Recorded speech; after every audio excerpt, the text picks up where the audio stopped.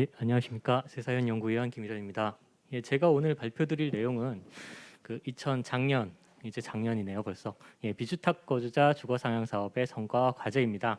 제가 이 사업에 대해서 이제 인연을 갖게 된 이유는 제가 작년에 비주택 거주자 주거 상향 사업 전반에 걸쳐서 이것을 사업의 성과를 모니터링하고, 그리고 그 진행 상황에 대해서 이제 자문위원분들과 같이 다니면서 컨설팅과 모니터링 등을 하고, 이제 결과적으로 그것을 어떻게 평가할 것이냐, 그다음에 여기서 남은 성과란 무엇이냐를 하는 연구 과제를 맡게 되었고요. 그 연구 과제를 진행하면서 느꼈던 점들과 어떤 성과와, 이제 올해 다시 이 사업이 벌어지는데 어떠한 과제들이 필요한지에 대해서 간단하게 오늘 발제를 해드리도록 하겠습니다. 예, 그래서 오늘 발제할 내용의 목차를 간단히 살펴보면 크게 5가지입니다. 일단 사업 개요 부분은 이 본 사업이 어떤 식으로 시작이 되었는지, 어떠한 배경에서 시작되었는지에 대해서 간단하게 설명을 드리고, 그리고 사업 추진 경과에 대해서 또 간단하게 말씀을 드리려고 합니다. 세 번째, 모니터링 컨설팅은 저희 이제 연구를 진행하고 자문위원들과 다니면서 이제 사업의 진행 상황과 그 결과에 대해서 모니터링하고, 그리고 직접 그 관계자분들을 만나면서 컨설팅과 자문 회의 등을 걸치면서 직접 들었던 의견들, 그리고 저희 연구진에서 느꼈던 그런 여러 과제들을 좀 공유하고자 해서 하는 파트로 넣었고요. 마지막으로 사업 성과 부분에서는 이 사업으로 실제로 혜택을 받으신 우수 사례 한 2건을 소개시켜드리고, 그리고 사업 성과에서 그 실제 입주하신 거주자분들을 대상으로 면담 조사를 수행한 게 있습니다. 그래서 그 내용에 대해서 간단하게 소개를 드릴까 합니다. 마지막 시사점으로 국토부에게 저희가 바라는 점, 그다음에 지자체에게 좀 바라는 점, 그다음에 사업 전반에 대해서 어떠한 방향으로 가야겠다라는 점들을 요약해서 말씀드리도록 하겠습니다. 일단 처음은 사업 개요입니다. 일단은 사업 추진 배경은 뭐 사실 쪽방이나 고시원 등 비주택에 사시는 분들이 열악한 주거 환경에 처해 있다는 것은 뭐 수십 년 전부터 알고 있던 사실입니다. 늘 약간 잊혀질만 하면은 뉴스에서 나왔던 문제들이고, 특히 화재나 붕괴 등에 아주 취약하다, 이런 문제들은 계속 있었고요. 특히 대표적으로는 2018년 9.19 시원 화재를 제가 들고 나왔는데, 여기서 19인의 사상자가 발생하면서 이런 곳으로 이제 우리가 인지하지 못하고 우리 사회가 인지하지 못하는 사이에 이런 곳에 살고 있는 분들이 많아졌다라는 것을 좀 계속되는 뉴스 기사로 접할 수 있었고요. 그리고 또한 그런 분들이 모여 사는 곳이 점점 확대가 되면서 이런 곳들이 사는 곳의 도시 환경 자체가 슬럼화되는 문제가 발생을 했습니다. 그래서 이런 주거 문제가 대두되는데 이것을 어떻게 해결할 것인가가 우리 사회의 하나의 과제로 대두됐고요. 그리고 또 하나가 이제 주거 공간이 굉장히 열악함에도 불구하고 단위 면적 땅 임대료는 도리어 고급 주택단지보다 높다. 이게 뭐 경제학적으로는 사실 뭐 규모의 경제를 생각하면은 머리로는 이해가 될 수 있지만, 사실 정서적으로는 가장 어려운 분들이 주거 면적 땅의 임대료도 가장 많이 낸다는 것이 이제 정서적으로나 이제 사회적으로는 좀 공감하기 힘든 부분 아니냐. 그래서 이제 제가 예로 든 거는 서울시 대학가 고시원의 단위 면적 땅 임대료가 15만 2천 원인데 비해서 타워팰리스는 11만 8천 원으로 더 낮다. 그러니까 경제학적 뭐 이론적으로야 이해가 되지만 실질적으로 이런 것이 벌어지는 것 현상에 대해서 우리 사회가 이대로 두는 것이 옳으냐 하는 방향에서 쪽방 거주민, 고시원, 한잣집, 비닐하우스, 만화책 등 이제 임시 거처에서 머무시는 분들을 발굴을 해서, 그렇다면 이 정부에서 좀 적극적으로 이분들을 찾아내고 공공임대주택으로 이주를 시키자. 그래서 전반적인 비주택에 살고 있는 분들의 주거 생활을 좀 안정시키자라는 것에서 사업이 추진되었다고 보시면 되겠습니다.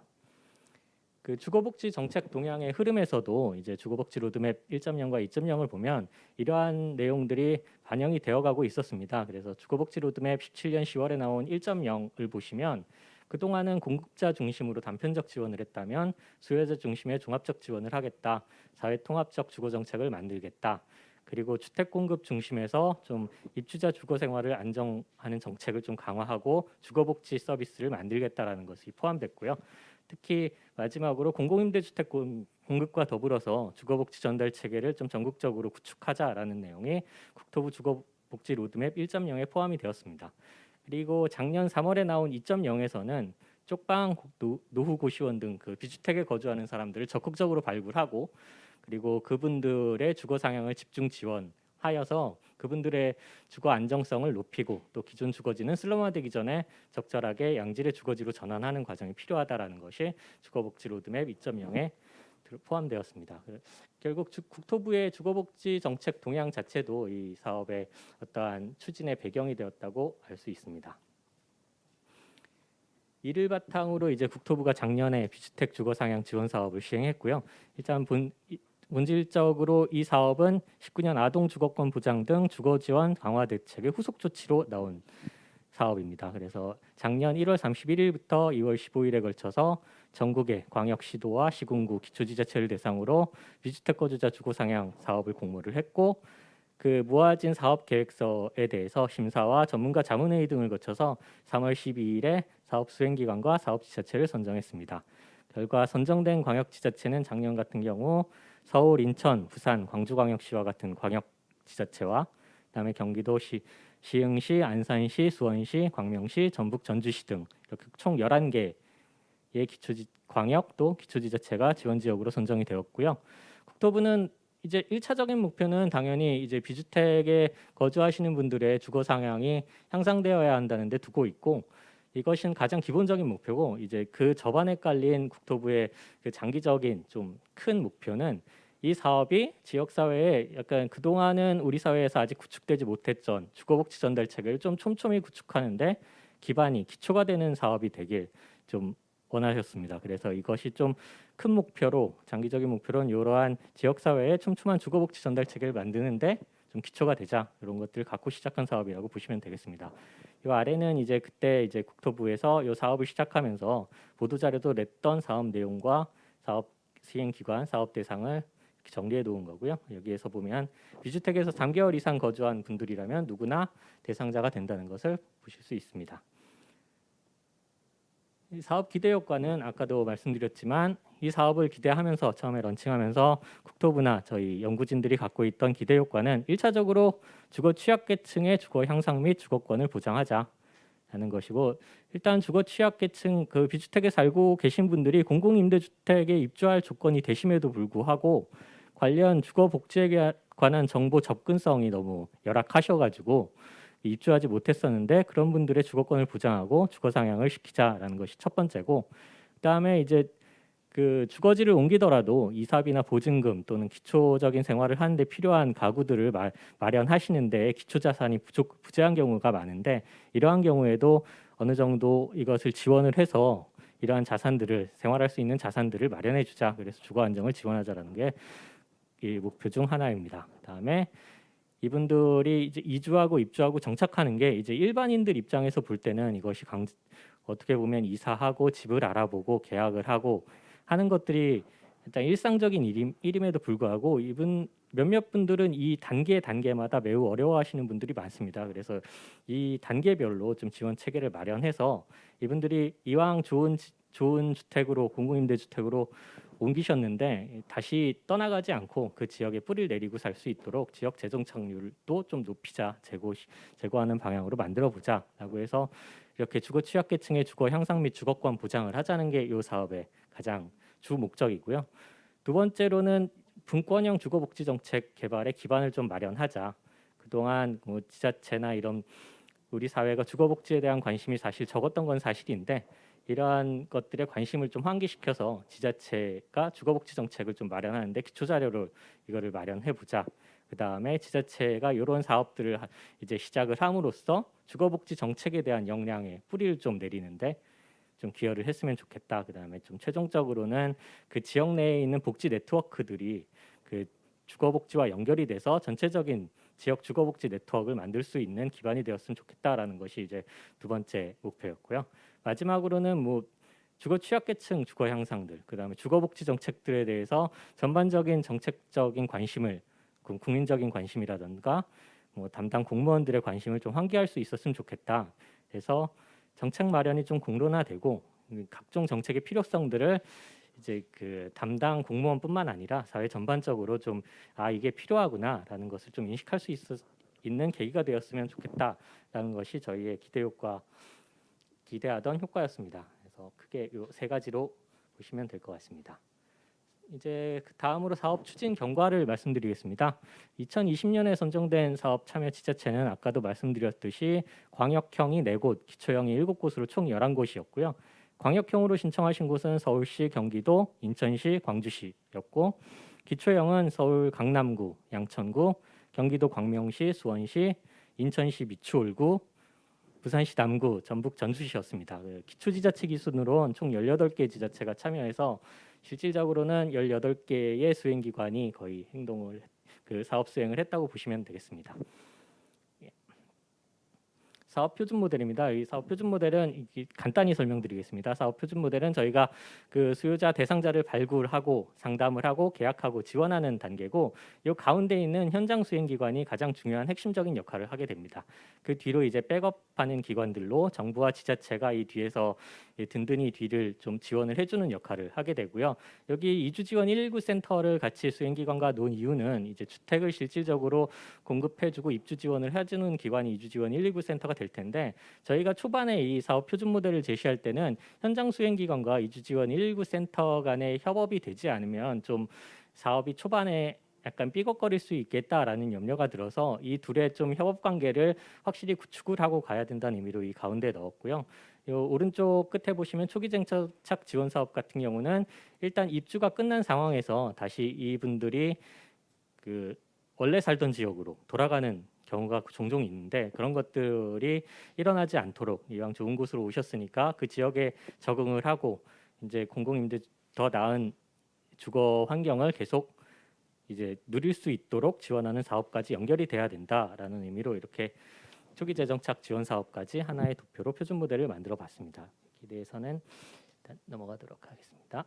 저희가 초기 쟁점 사항으로 했던 것은, 저희가 제일 걱정했던 거는 19년도에 기발굴된 대상자가 있었는데 그 대상자의 명단이 이제 수행기관과 공유가 되지 않던 문제였습니다. 그래서 기발굴된 대상자와 신규 대상자 간의 원활한 이주를 어떻게 할 것이냐, 거기에서 저희가 제시한 아이디어는 그 LH 주거복지지사나 이주지원 119 센터와 수행기관 간의 협업을 통해서 일단 기발굴된 대상자라 하더라도 현장 수행기관들이 필요한 뭐 상담이라든지 실질적으로 찾아가서 그분들을 돕는 역할은 약간 이주지원 119 센터에서 하기 어렵기 때문에 그런 것이 좀 요구되는 분들에 대해서는 현장 수행기관이 동행해서 같이 사업을 수행하고, 신규 발굴 대상자 중에서도 좀 긴급하게 좀 처리해야 될 부분은 이주지원 119 센터와 협업을 해서 좀 긴급하게 그분들이 이주할 수 있도록 하자. 그래서 그 두 119 센터와 현장 수행기관 간의 협업 체제를 마련하자라는 게 이제 저희 초기 쟁점에서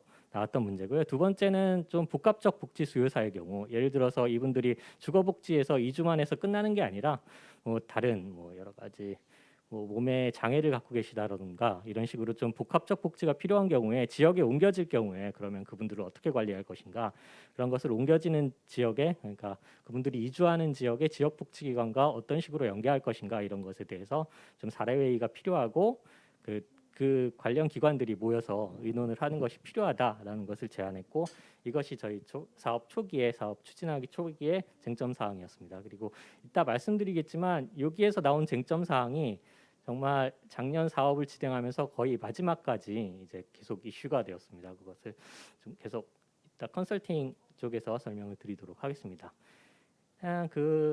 저희가 사업을 수행하면서 저희가 자문위원단을 구축을 해서 모니터링과 컨설팅을 시작을 했고요. 여기에 대해 간단하게 설명드리면, 사업 진행이 거의 시작된 5월부터 12월까지 8개월간 진행이 됐습니다. 작년 같은 경우는 코로나로 인해 좀 사업이 늦게 시작하여서 좀 빨리 사업을 시작한 수행기관 같은 경우도 거의 5월부터 시작되어서 좀 한 8개월간 모니터링과 컨설팅을 진행했고요.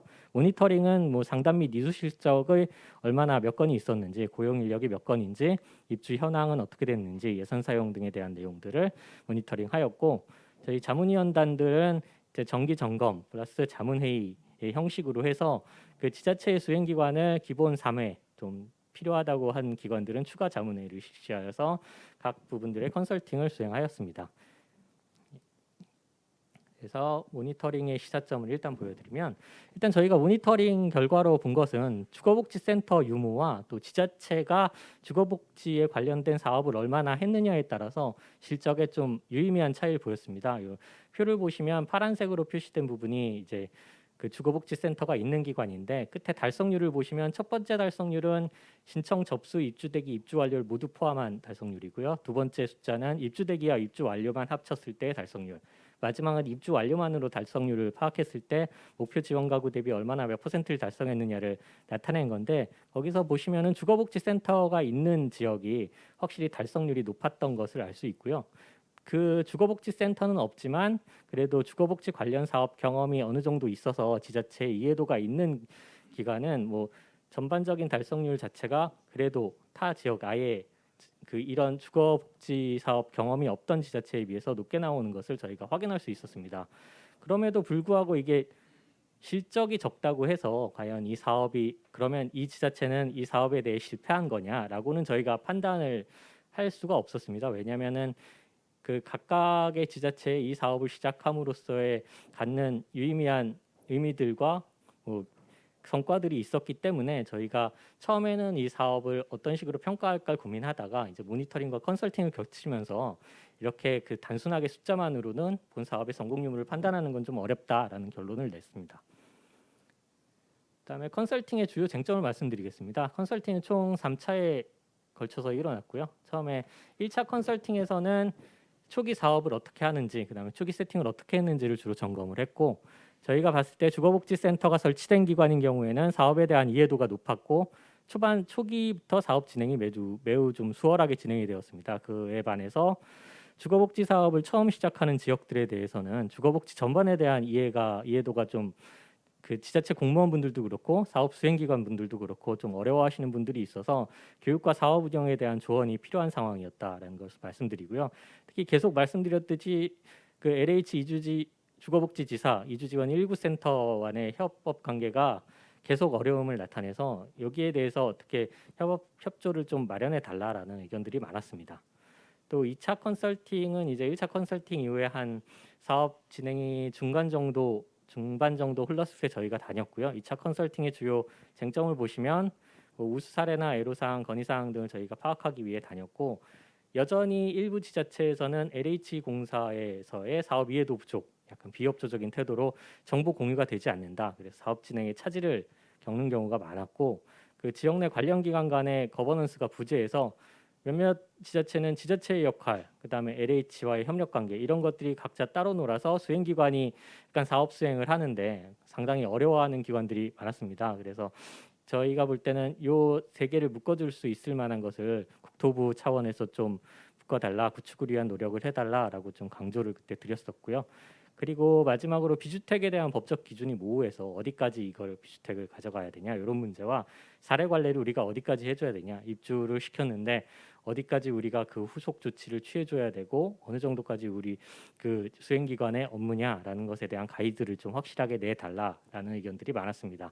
마지막으로 저희가 볼 때는 지자체의 사업 진행 의지가 좀 크면 그래도 LH와의 협력 관계가 부재하더라도 원활하게 넘어갔는데 이제 지자체의 역할이 매우 중요하다라는 것이 2차 컨설팅에서 좀 나왔고요. 추가 컨설팅은 사업 추진에 난항을 겪는 지자체의 요구가 있는 경우로 추가적으로 실시했습니다. 그래서 수행기관뿐만 아니라 이런 경우에는 지자체 직원들, 그다음에 LH 직원들, 지역 담당자들의 이해도가 낮은 경우가 대부분이었다. 그래서 이분들을 위한 좀 전체적인 교육이 필요하지 않겠냐라는 게 저희 그 자문위원단의 생각이었고요. 그리고 3차 컨설팅은 이제 마무리 컨설팅으로 11월에 이제 거의 사업이 끝나갈 때 최종 점검을 위해서 다녔고 예산 사용이 전년 같은 경우에는 이 사업이 늦게 시작하기도 했고 초반에 코로나19로 상담이 거의 진행되지 못하면서 예산 사용이 좀 늦어진 면이 있어서 그 예산 사용 현황 어떤 식으로 예산을 소진할 것인가에 대해서 논의를 했고 그 비주택 주거 상향 사업 대상자를 위한 임대주택 물량을 좀 국가나 LH에서 따로 확보를 해달라라는 요청을 저희가 받았고요. 그다음에 코로나19 사태가 아마 올해도 계속 진행이 될 텐데 이런 경우에 어떻게 해야 되냐 좀 대처 방안을 좀 마련해 달라라는 요구를 받았습니다. 그리고 특히 LH 지자체 협력 관계가 계속 말씀드리지만 잘 이루어지지 않았기 때문에 그리고 또 지자체 같은 경우는 담당자가 변경되면 또 다시 처음부터 이 사업을 이해돼야 되는 면이 있기 때문에 이런 경우에 있어서는 좀 재교육 또는 교육 프로그램을 만들어 달라, 좀 전국 차원에서 만들어 달라라는 요청이 있었고 저희도 그것에 대한 필요성은 공감하였습니다.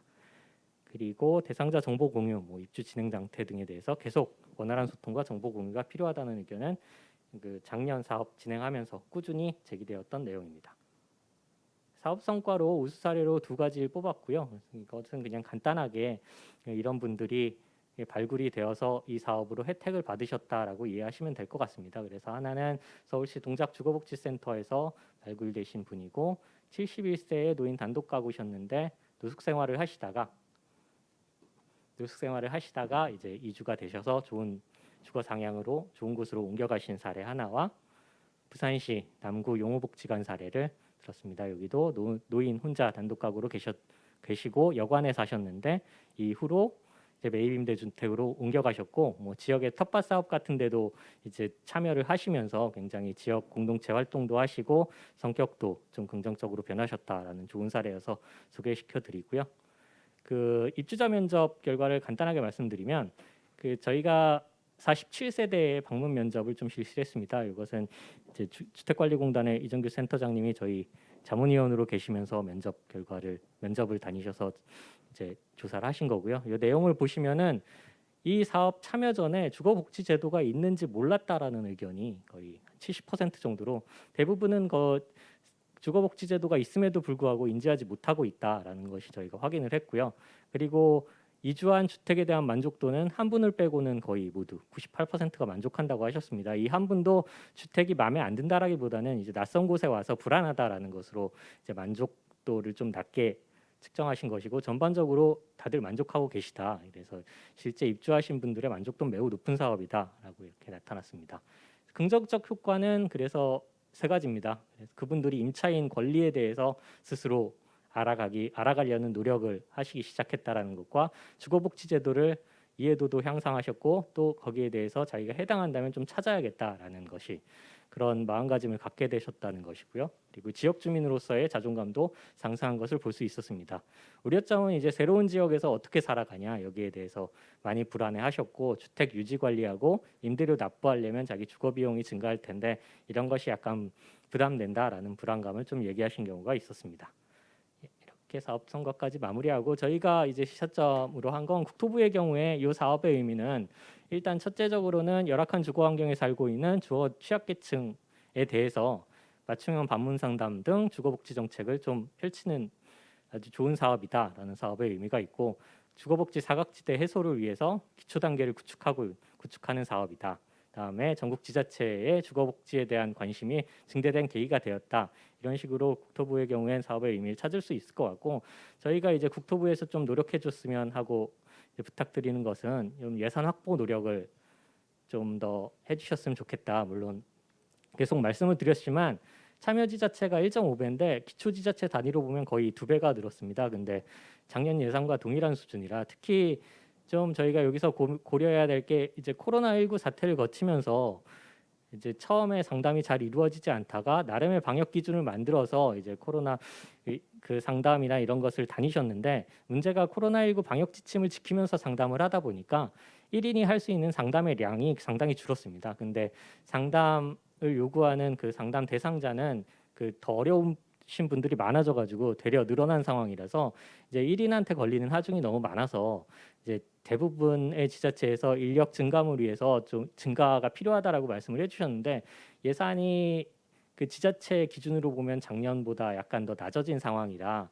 그 사람을 하나 더 쓰는 거에 대해서 좀 부담을 가지고 계십니다. 그래서 이런 측면에서 어려운 상황을 자꾸 호소하셔가지고 예산을 추경을 통해서든 좀 확보하려는 노력을 좀 해주셨으면 좋겠다라는 말씀을 드리고요. 그리고 2번째로 주거복지센터가 됐든 수행기관이 됐든 이게 점점 전국적인 사업으로 퍼지게 될 텐데 좀 중앙 단위에서 이 수행기관을 관리할 시스템이 필요하다. 그래서 시스템 구축이 바로는 아니더라도 이제 장기적으로 보시고 시스템 구축에 대한 방향을 좀 생각하실 시기이다라는 말씀을 드립니다. 그리고 계속 말씀드렸듯이 지자체 공무원 같은 경우는 담당자가 바뀌면 다시 또 처음부터 시작되는 경우가 많고 LH 담당자라든가 신규 사업 수행기관 담당자들이 이 사업에 대한 이해도가 떨어지는 부분이 많아서 이분들을 위한 교육 프로그램을 좀 마련해 주셨으면 좋겠다라는 의견을 드립니다. 마지막으로 지자체 LH 수행기관 간의 협력 체제를 만드는데 이것이 그 각자 셋이 이 거버넌스를 만들자 하면은 잘 이게 의견이 뭉쳐지지 않더라고요. 이런 것을 구축하기 위해서 좀 국토부 차원에서 중앙 차원에서 구축 유도를 좀 해달라라는 말씀을 드리고 싶습니다. 지자체의 경우에는 이 사업의 의미는 뭐 주거복지센터가 있는 경우에는 주거복지센터의 사업 역량이 확대되고 그 기존에 갖고 있던 주거복지 정책 전달 체계를 전반적으로 검토하는 계기가 되었다라는 데 의미가 있을 것 같고, 사업 경험이 없는 경우에도 이 주거복지 관련 사업에 대한 관심도가 이 지역에서 처음으로 일어난 것이니까 그러한 것이 증대되는 것은 아주 긍정적인 면으로 볼 수 있을 것 같고, 지역 내 주거복지에 대한 기초 토대를 마련할 수 있었다라는 것에서 사업의 의미를 찾을 수 있을 것 같습니다. 그렇게 저희가 지자체 관계자분들한테 부탁드리고 싶은 것은 지자체의 역할을 좀 강화하셔서 지자체 내 동주민센터에 대한 교육들, 그다음에 그 동주민센터와 수행기관, 지역 내 복지자원을 어떻게 연계할 것인지 좀 지자체 차원에서 좀 고민을 해달라라는 말씀을 드리고 싶고, 지자체 내 담당자와 공무원에 대한 교육, 좀 인수인계에 대한 부분은 좀 지자체 내에서 좀 해결을 해주셨으면 하는 좀 바람이 있습니다. 마지막으로 예산 사용에 대한 가이드라인이 이제 국토부에서 예산 사용에 대해서 좀 수행기관한테 폭넓게 허용을 해줘도 이제 지자체 자체적인 예산 지침 때문에 이런 것들을 원활하게 수행하지 못한 면이 있었는데, 그런 것에 대해서는 좀 가이드라인을 명확하게 제시해 주시고 사업 특성에 맞게 좀 빨리빨리 집행될 수 있도록 지자체에서 방안을 좀 마련해 주셔서 이 사업 수행하는 데 어려움이 없도록 도와주셨으면 좋겠다라는 말씀을 드리고 싶습니다. 그 사업 전반에 대해서 저희 시사점은 이제 저희 평가 방안으로 저희가 처음에 평가 체계를 어떻게 마련할 것인지에 대한 고민을 했는데, 아직은 사업 초기 단계라고 생각을 합니다. 씨앗을 뿌리는 단계이기 때문에 일단 여기에 너무 과도한 기대는 하지 말자라는 게 이제 저도 처음에 다니다가 왜 이렇게 실적이 안 나와라고 생각을 했는데, 과도한 이게 실적이 안 나온다고 의미가 없는 건 아니니까 일단 지금 단계에선 좀 참고 기다려보자라는 말씀을 드리고 싶고, 각 지역별 상황을 좀 고려해서 장단점이나 개선해야 될 점을 고려한 평가가 필요하다. 참여한 모든 지자체에서 의미가 있는 사업이었다라는 말씀을 꼭 드리고 싶습니다. 그리고 협업체계 마련은 꾸준히 제가 앞에서부터 말씀드렸듯이 반드시 필요한 사업인데, 일단 LH 이주지원 119 센터와 그 수행기관 간의 관계를 올해는 좀 사업 초기에 마련을 해주셔가지고 정보 공유를 어떻게 할 것인지 이런 것들을, 지금 작년 같은 경우는 거의 분리된 채로 사업을 진행한 경우가 대다수였거든요. 정보 공유를 어떻게 할 것인지에 대해서 좀 명확하게 하고 사업을 수행했으면 좋겠다라는 생각을 했고, 초기 정착을 위해서 주택관리공단과는 이제 어떻게 협업을 할 것인지에 대해서도 고민이 필요할 거라 생각이 듭니다. 다음에 예산 사용 등에 대해서 아까 드렸던 것처럼 지자체의 협력, 관리관계 정립이 필요하다는 말씀드리고요. 최종적으로 주거복지에 대한 좀 중앙 시스템을 만드는 기초 논의는 시작돼야 된다라는 말씀을 드립니다. 예, 이상입니다. 감사합니다.